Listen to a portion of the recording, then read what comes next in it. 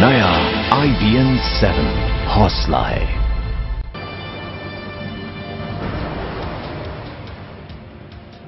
नमस्कार, दोपहर के 2 बजे हैं। मैं हूं पंकज भार्गव। बुलेटिन की शुरुआत इस वक्त की बड़ी खबर आ रही है पड़ोसी मुल्क पाकिस्तान से। 26/11 मुंबई हमले का गुनहगार आतंकी ज़कीर रहमान लखवी अब जेल में ही रहेगा। पाकिस्तान सुप्रीम कोर्ट ने लखवी की जमानत रद्द कर दी। सुप्रीम कोर्ट ने केस को वापस हाई कोर्ट भेज दिया है। साथ ही यह भी आदेश दिया है कि मुकदमे की सुनवाई तक आतंकी लखवी को नजरबंद रखा जाए। तो 26/11 का गुनहगार लखवी अब जेल में ही रहेगा। सुप्रीम कोर्ट ने उसकी जमानत रद्द कर दी है। सुप्रीम कोर्ट ने केस को वापस हाई कोर्ट भेज दिया है। साथ ही आदेश यह भी दिया है कि मुकदमे की सुनवाई तक आतंकी लखवी को नजरबंद ही रखा जाए। तो केस चलने तक नजरबंद रहेगा ज़कीर रहमान लखवी। आपको बता दें इस वक्त की बड़ी खबर, 26/11 मुंबई हमले का गुनहगार आतंकी लखवी अब जेल में ही रहेगा। पाकिस्तान सुप्रीम कोर्ट ने ज़कीर रहमान लखवी की जमानत रद्द कर दी है। सुप्रीम कोर्ट ने केस को वापस हाई कोर्ट भेजा है। साथ ही यह भी आदेश दिया है कि मुकदमे की सुनवाई तक आतंकी ज़कीर रहमान लखवी को नजरबंद ही रखा जाए।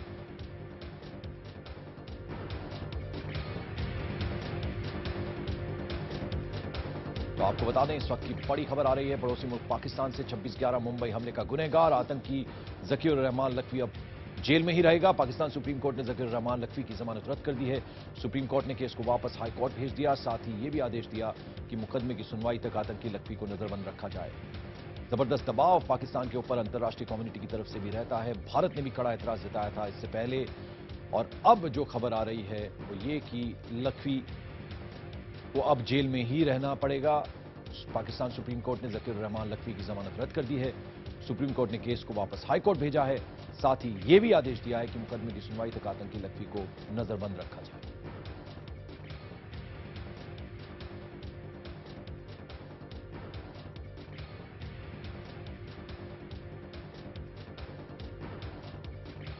और फोन लाइन पर हमारे साथ पाकिस्तान से जुड़ रहे हैं जियो टीवी के संवाददाता हुजैफा, आज पाकिस्तान की सुप्रीम कोर्ट में क्या कुछ हुआ?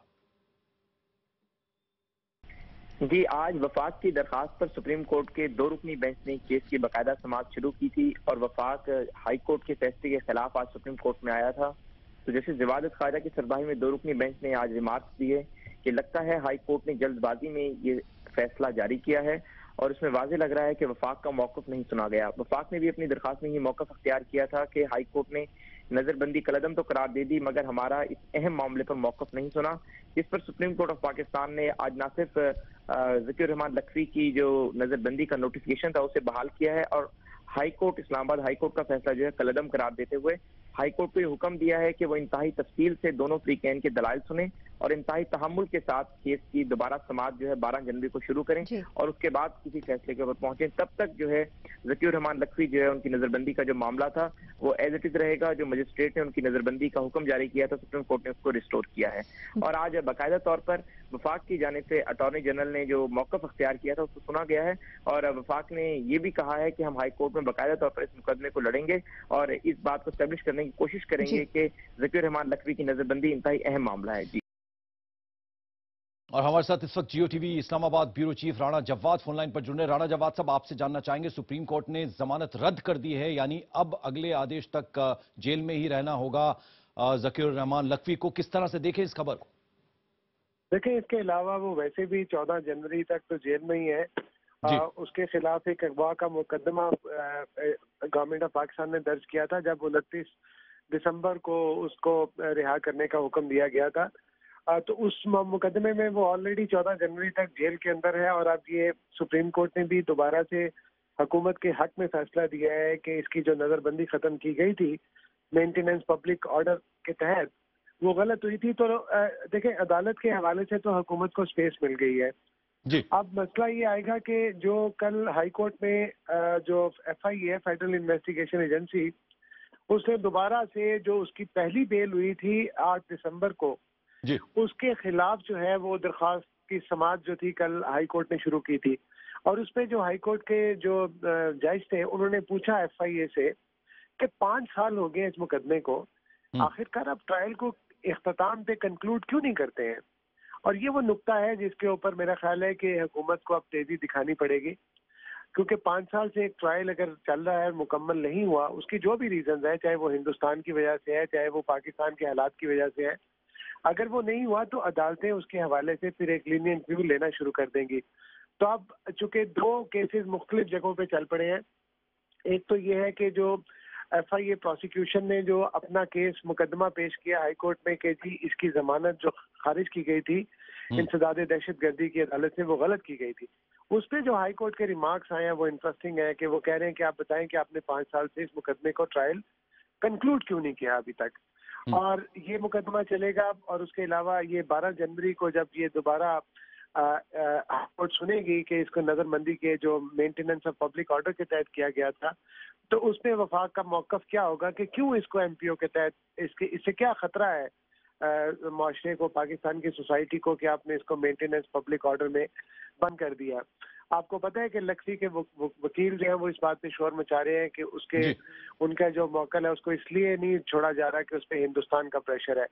तो ये मामला जो है अब हुकूमत के पास दोबारा आ गया, हुकूमत को स्पेस मिल गई है और आइंदा चंद हफ्तों में पता चलेगा कि इसके अंदर कितनी संजीदगी से दोबारा इसको शुरू किया जाएगा। इस केस को वापस सुप्रीम कोर्ट ने हाई कोर्ट को भेज दिया है, उसको किस नजर से देखें राणा जवाद? देखिए वो तो एक स्टैंडर्ड प्रोसीजर है, इसलिए कि चूंकि वफाक का मौकफ ये था, फेडरल गवर्नमेंट का मौकफ ये था कि since the case was not, they were not allowed to respond to the petition filed by the accused, तो उनको सुना ही नहीं गया था, तो इसलिए जो मुअत्तली का फैसला था हाई कोर्ट का वो गलत था। I don't think this is going to last for long. I think on January 12 or maximum within a week that case will be wrapped up. The real case that is going to attract attention is basically the High Court case, where prosecution has gone against the original cancellation of his bail, जो इसकी cancel की गई थी bell, उसके खिलाफ। वो 12 जनवरी के बाद वो शुरू होगा फिर। तो अब क्या समझा जाए, बाहर आने का रास्ता अब हर तरफ से बंद होता नजर आ रहा है? नहीं, बिल्कुल बंद हुआ हुआ है। अब ये बात हुकूमत के पास है, कि हुकूमत अब इस मुकदमे को दोबारा कैसे लड़ती है और ट्रायल के अंदर तेजी कैसे लेके आती है, सारी बात इसके ऊपर अब डिपेंड करेगी। इंटरनेशनल कम्युनिटी का दबाव है, भारत ने भी कड़ा एतराज जताया था जब बाहर आने का रास्ता खुला था एक तरह से लखवी का, क्या उसका भी असर समझा जा सकता है? मुझे I will have to leave you because I have got another story here, but international pressure is अपनी जगह पे है। The government of Pakistan is going an extra mile to make sure कि वो मुकदमे के जो मुलजिम है उसको बाहर ना निकलने दिया जाए। तो मेरा ख्याल है उस चीज को ज्यादा अप्रिशिएट करना चाहिए कि government of Pakistan has taken a very strong stand on it, और उसमें वो इंटरनेशनल प्रेशर अपनी जगह पे होगा, लेकिन गवर्नमेंट ऑफ पाकिस्तान भी अपने तौर पे कर रही है। Thank you very much. Thank you Rana Jawad, बहुत बहुत शुक्रिया IBN 7 से बात करने के लिए। आइए सुनते हैं सरकारी वकील उज्जवल निकम का क्या कहना है।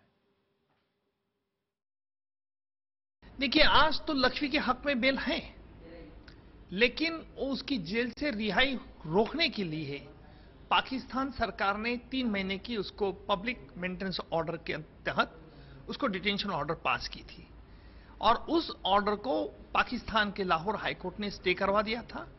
उसके खिलाफ पाकिस्तान सरकार सुप्रीम कोर्ट में गया और सुप्रीम कोर्ट ने आज ओवरटर्न कर दी। इसका मतलब है 3 महीने तक तो बाहर नहीं आ सकता है।